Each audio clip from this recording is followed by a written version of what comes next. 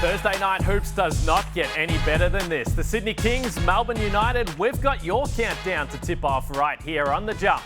Presented by Hungry Jacks. The burgers are better at Hungry Jacks. Kane Pittman in this studio. Draft expert Jonathan Gavoni will join the show. Andrew Gazey is in Melbourne, and as per usual, he has got a big smile on his face, but this time it's because he's acquired some company in Melbourne. Simon Mitchell, the former head coach of the Southeast Melbourne Phoenix, is here. And Gazey, you do look very happy about having some company. No, it's great to have Simon in. We can pick his brain about everything going on, and in particular some of the goings-on with the Southeast Melbourne Phoenix, which, Simon, you would be well and truly across, given your experience over the last couple of seasons. Yeah, no, I've got a little bit of inside information, but nothing that you probably don't have yourself, Andrew. Well, we might dive into the inside information a little bit later in tonight's show, but first we want to get to the opening tip. And we're going to get started with Melbourne United. They have been a dominant force in the NBL thus far, while the Sydney Kings, their pursuit of a three-peat has to this point lacked the consistent dominance we have come to expect. Let's walk down memory lane. This is NBL 21, Melbourne United. A sweep of the Perth Wildcats, their first title since 2018. Jock Landau, the grand final MVP, but since that title, it's been all the Sydney Kings. They've gone back-to-back. Jalen Adams and Xavier Cooks grabbed regular season MVPs, and head coach Chase Buford left an unforgettable mark on the league. But earlier this season, in November, United, they were down 16 to the Kings at John Cain Arena in the second quarter. They were on the ropes. Then they poured on 67 points in the second half to win by double digits and make an early season statement. And Andrew Gazey, as far as marquee matchups for the NBL, it doesn't get much bigger than this. What are you expecting from Melbourne United tonight? Because for a rare occasion this season, they're coming off a loss.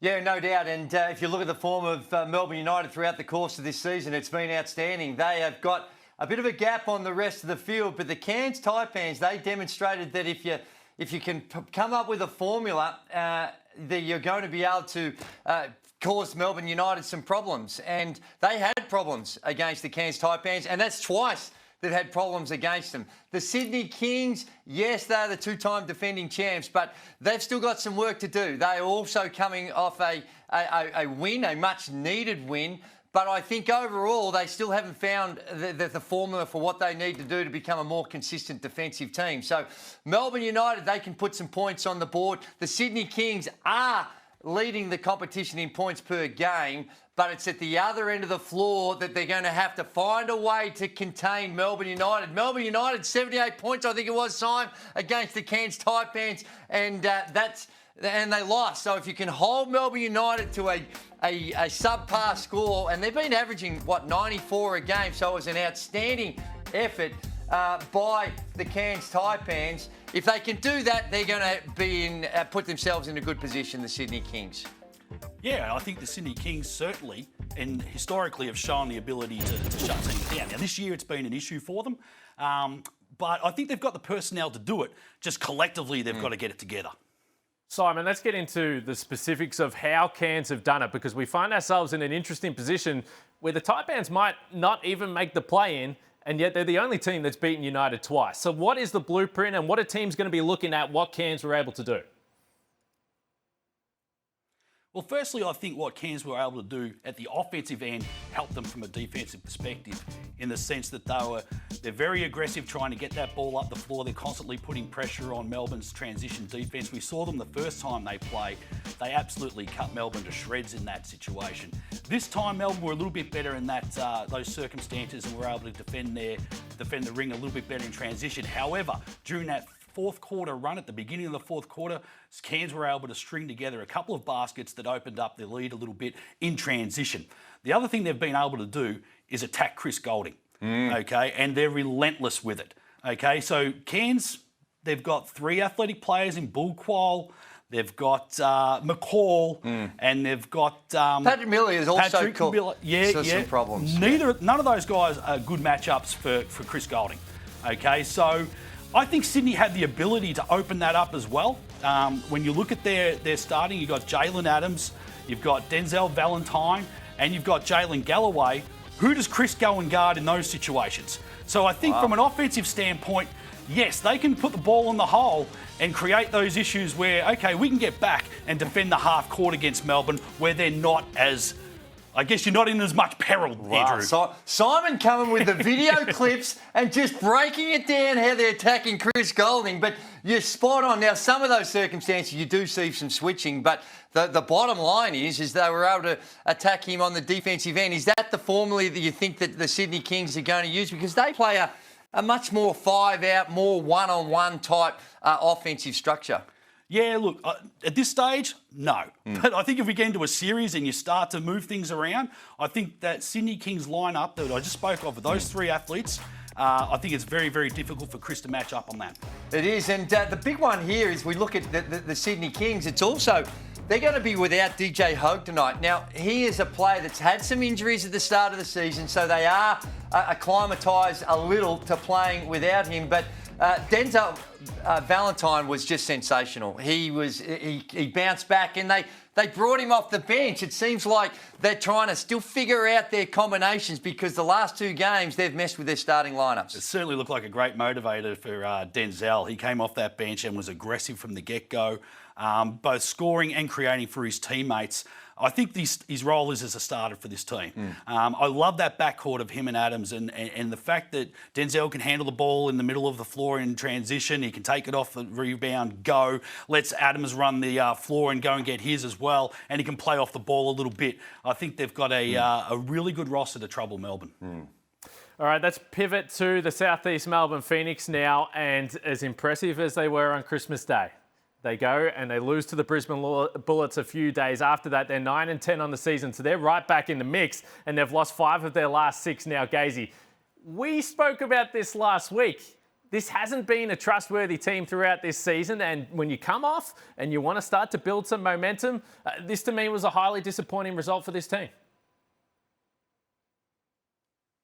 Yeah, it was, and they've had some challenges throughout the course of the season, as a lot of teams have had with injuries and just getting consistency with their lineups as well. I think Abdel Nader is going to be a very good player, but it's taking him some time. He's missed a couple of years, and then perhaps we also saw the emotion of the situation with Gary Brown. Very competitive, Simon. You know him really well. Is when he got into that to punched for the second time this season to punch big Aaron Baines. Everyone really surprised that he didn't get suspended, but you're close to a lot of these players on this team. What do you make, and particularly of just the inconsistency they've had this season?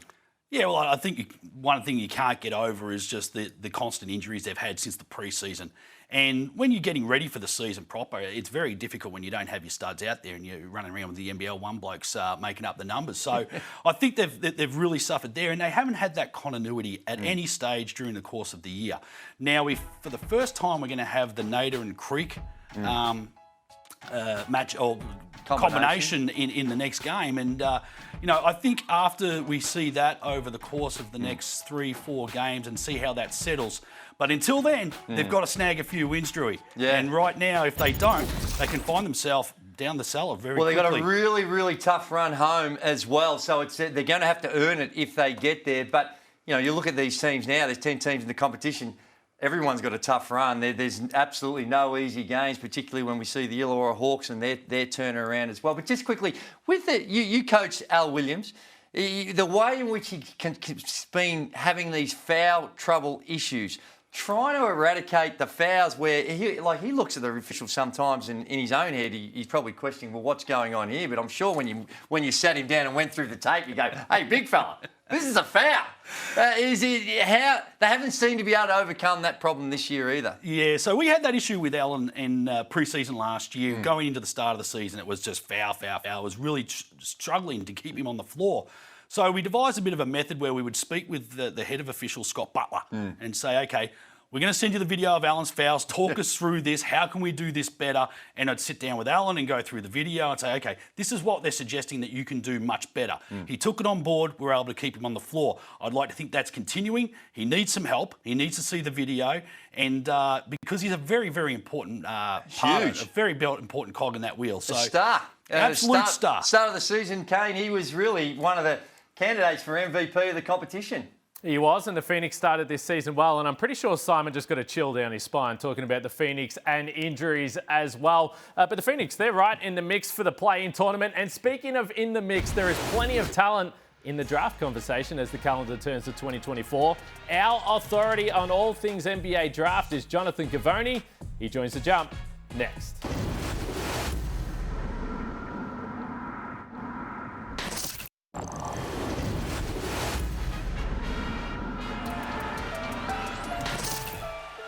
Klintman goes baseline and throws it down. Klintman on the move. All the way in and all the way up. Here we go. Tui with the move on the baseline.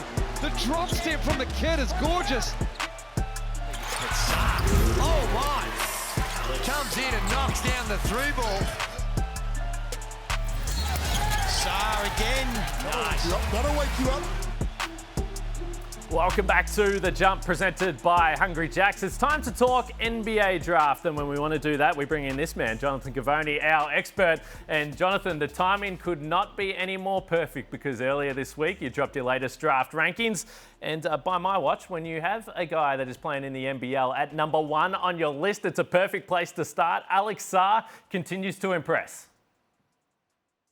Yeah, Alex Sarr continues to get better and better month by month. He started off the year in a phenomenal way with the 2 G League Ignite games. Those were exhibitions.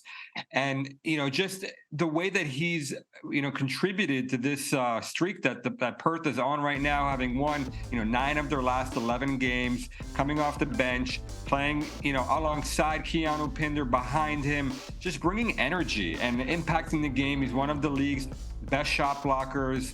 He really plays his role well in terms of his offensive rebounding, his ability to cut, to be a roller. But John really actually gives him quite a bit of freedom here too, allowing him to take the, rebounds off the defensive glass, to initiate, to, operate out of dribble handoffs, to show his passing ability, to show his three-point shooting, to create his own shots a little bit. And all those things together combined when you're 7'1" and you have a 7'5" wingspan and you're that type of athlete, that's going to intrigue NBA people in a major way. And the Perth Wildcats winning of late, as you mentioned, Jonathan. So here's the question. How competitive is this race going to be for the number 1 pick? Because there is a lot of conversations right now in Australia around what do you do if you're Alex Sarr? And all this is on the line and you're a top 3 pick, potential top 1 pick. Does it benefit you to keep playing? And does he need to keep playing to hold that stock in the top 1, 2, 3 names in the draft? I think it's going to be very competitive, and I'm not sure that we're going to really know who the number 1 pick is going to be until Adam Silver actually announces it on draft night, June 29th. And so the best thing that Alex Sarr can do is help his team win games, is to come into games and impact winning at the highest level. And I asked Alex Sarr that exact question already back in September at the NBL Blitz. I said, Alex, with the way that you're playing, are we going to see a full season out of you? We saw LaMelo Ball, only play a handful of games. RJ Hampton, a handful of games. What is your plan moving forward? And he said, I'm here to win games. I'm not going anywhere. I want to win a championship. So that's what NBA teams love about Alex Sarr, is that competitiveness and the way that he impacts winning. And just reminding people of that week after week is only going to help him, and also to help his development long term. And he's still a young kid and he's getting better. These are great tests for him to actually come into the NBA next year and be a guy that's ready to produce from day one. And here's a question I get a lot, and I don't answer. I say go to Gavoni because he is the man that you should be asking this question. Where does this draft class, in terms of where Alex Sarr sits, compared to some of the other insane athletes that we've seen with Victor Wembanyama, Chet Holmgren right now, that are those 7-foot-plus guys that can put the ball on the floor, protect the rim, they're versatile. Are you able to compare where this draft class as a whole sits compared to previous years? This is the most wide open draft that I've seen in my 20 years doing this. I think it's really going to be changing week by week, month by month. The impact of the draft lottery in the middle of May. Once we figure out, what team has what pick and what are those teams going to be trying to do. I think on draft night itself, there's going to be a lot of uncertainty because people are talking about this 2-day draft, which means a 10-minute break between picks. It's going to, it's going to last 2 days now. And so that's going to, enter a lot of trades into the conversation, and it's going to really affect the way that people look at it. Talking to people from all 30 NBA teams, they see things very differently. And so there could really be a guy who is, 27th on my board right now that ends up going 7th. I think it's one of those years, and it's going to be really fascinating to see how it all plays out. We have a long way to go here. It's January 3rd, and we're talking end of June. So things are going to change quite a bit here the next 6 months. Okay, so we talk about the movement. What does that mean for Bobby Klintman, a guy that, for mine, has continued to come on the longer the season has gone? He's into double-digit scoring right now, and he just looks so casual, so calm, and so smooth out on the floor when he's got the ball in the hands at what I call the Cairns Talent Factory. Bobby Klintman, what a team's seeing in him. I think the pre-draft process is going to help Bobby Klintman a lot, because once people get him in their building and they see 6'10", a very consistent spot-up shooter who plays with energy, has athleticism on both ends of the floor. I believe he's leading the NBL in dunks right now. He's a terror getting out in the open court right here on demand. He can switch between different positions. You see him guarding point guards at times. We've seen him play center at times. That's really intriguing in today's NBA, and that's what people like about Bobby Klintman. I think what they do want to see more of is more consistency. He's had 2 24-point games here in the last 7 games, but he's also had games of 0 points, 2 points, 4 points, 6 points. So I think what we want to see here going into the second half of the season in the NBL is, can Bobby Klintman be an impact guy every single night for the Cairns Taipans? Okay, quick one here that I didn't plan, but you just made me think about this. So how do teams look at situation? Because Bobby Klintman's playing in a Cairns Taipans team that is very young. It's got a whole bunch of guys that have just come out of college or didn't go to college. And now Alex Sarr is playing for a Perth Wildcats team that has a whole stack of veterans.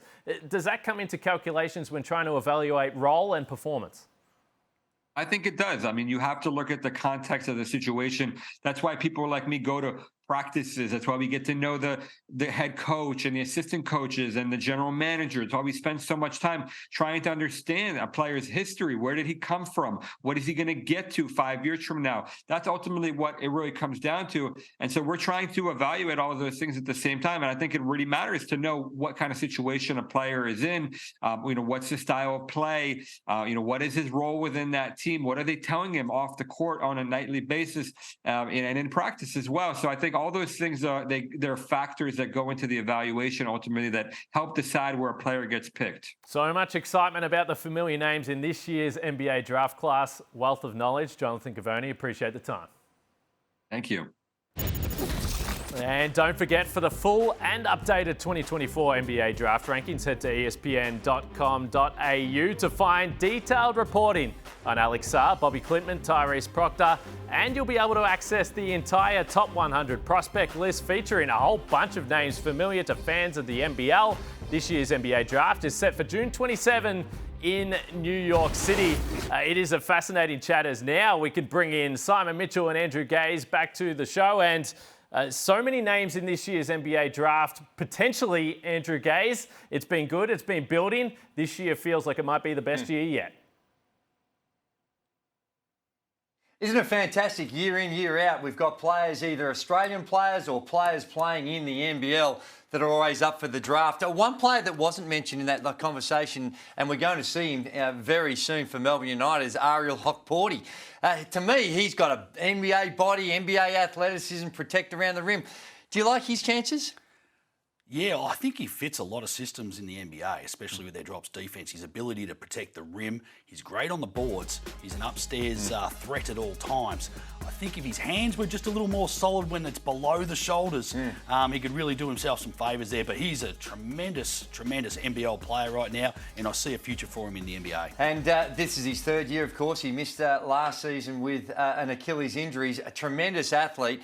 The other one that we were talking just before about Alex Sarr, and to think that he's a #1 draft pick. Now, we go back a long, long way when the college basketball now is very young compared to when we were coming through. Does it surprise you that Alex Sarr is actually, not that we all know he's going to be an NBA player and he's going to be in the NBA, but a #1 pick? Does that come as a surprise? It comes as a surprise I think sometimes we fail to recognise just how tough the NBL is. And back in the day, we'd think, oh, the number 1 pick in the draft's going to come in and just have his way with the NBL. Now, I see a player who's very, very, very good in all facets of the game. He reminds me a little bit, just a fraction, of a young Kevin Garnett. Now, if we give him a little bit more back to the basket game, and maybe just a little bit of the old neighbourhood grunt, I think that we've got a player who's going to have a very long, very great NBA career. And Bobby Klintman, he's the one I think he looks way more advanced than I thought that he was going to be at the start of the season. He can shoot it. He looks very athletic. He plays with a smile on his face. He's the other one that's predicted to be in that first round. Yeah, I mean, at his best. They talked about consistency, and Jonathan was talking about consistency. We've seen some really big games out of Klintman this year, and I'm like you. I was a little surprised. You know, he had some modest numbers at Wake Forest, and you're like, oh, I don't know how that's going to translate to the NBL, but he's been amazing. He brings that length. He brings... Sorry. The length, Earpiece is falling out. No, he brings the length, and he can get to the rim, he can shoot it. It's just trying to establish the consistency, but the size is the thing that sticks out. He can guard multiple positions, and as we heard from Jonathan as well, just that personality that he brings to the game as well. There is a lot of stars. We haven't even spoken about Trenton Flowers and AJ Johnson. I think that they're a little ways away, Simon. But Kane, it's great that we've got these stars playing in the NBL. It certainly is, and I don't mind that. Kevin Garnett, Alex Sarr, something to get excited about there. And while the NBL continues to assist prospects to the NBA, there were dimes aplenty across the month of December. Let's get you caught up on the best of the lot with the assists of the month, presented by Amy.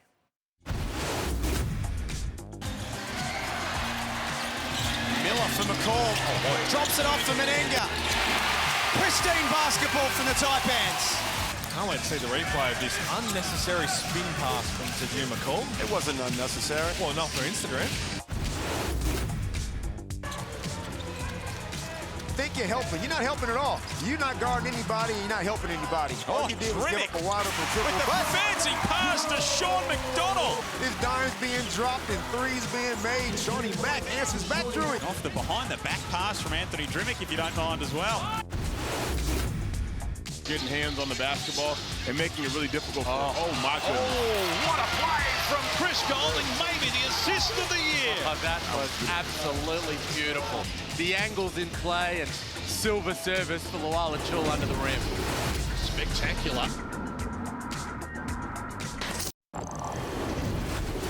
The jump presented by Hungry Jacks continues, and from week to week in NBL 24, it continues to be unpredictable. If you have a fantasy team, you're probably over it. If you do league tipping, forget about it. There might actually only be one constant with this season. Of course, that would be the top plays of the week, presented by Hungry Jacks. Officials tonight, Vaughan Mabry, Ken Widgeon and Alex McEwen. 7 wins for the Bullets, 9 wins for the Phoenix. A bucket in the first 4 seconds. Wow, fun way to start for the home team. Well, didn't help his case. Miller for McCall. Drops it off for Menenga.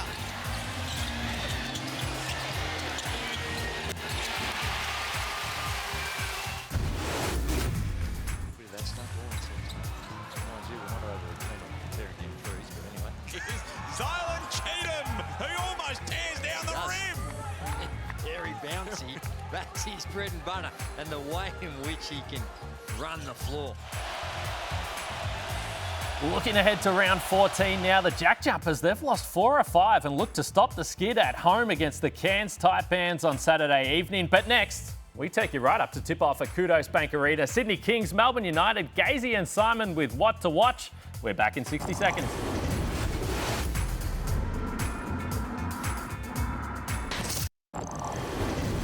Welcome back to The Jump, presented by Hungry Jacks. If the Kings' 19-point lead over Melbourne earlier this season felt like deja vu, it would make some sense. Sydney had beaten Melbourne 3 straight times, dating back to Boxing Day in 2021 by an average of 19 points. It had been absolute domination. But on this occasion, Melbourne flipped the script, and it was Chris Golding with 35 points and 8 triples. Luke Travers, he had a double-double as well, but that time Melbourne were at home. This time the Kings are at home. Simon Mitchell, Andrew Gay. So Simon, the question is with the Kings. They're chasing the three-peat. Where is the trust level in this team right now? Yeah, I think the trust level for me is not that high, Drewy, just at the moment. I absolutely have all the respect in the world for the talent that the Sydney Kings have, and I do believe that they'll get better between now and the end of the season and contend for a championship. But right now, I'm thinking Melbourne United are just a couple of levels above the Sydney Kings right now. I am intrigued, though, Andrew, about some of the matchups that we may see tonight. Jalen Adams, he's not a bad player. Yeah, superstar. Former MVP. He's coming up against the best defender at the point guard position, in my opinion, in Shea Ili, and I think that's going to be key to the outcome to tonight's game as well. And Denzel Valentine, we saw that. Have a look at the record first. At 10-8, a lot at stake for the Sydney Kings. If they are trying to work their way into that top 2 finish, and we know finishing in that top 2, profound advantages straight through to the semi-finals. So that's going to be huge. Denzel Valentine coming off a huge game as well. He's best in the NBL. They're going to need him at his absolute very best. Can the Sydney Kings stop Melbourne United? Is going to be a big part of the equation for them, because we know offensively they've been huge. It's just at the other end of the floor they've had some problems. They certainly have, and we will see as the Sydney Kings continue to build right throughout this season. Melbourne United, they haven't had too many games where they've actually had to come off a loss as well. Interestingly enough, it's been the Cairns Taipans that have got the win twice. Simon Mitchell was absolutely outstanding tonight in his jump debut. Andrew Gaze was absolutely thrilled to have someone in the studio with him as well.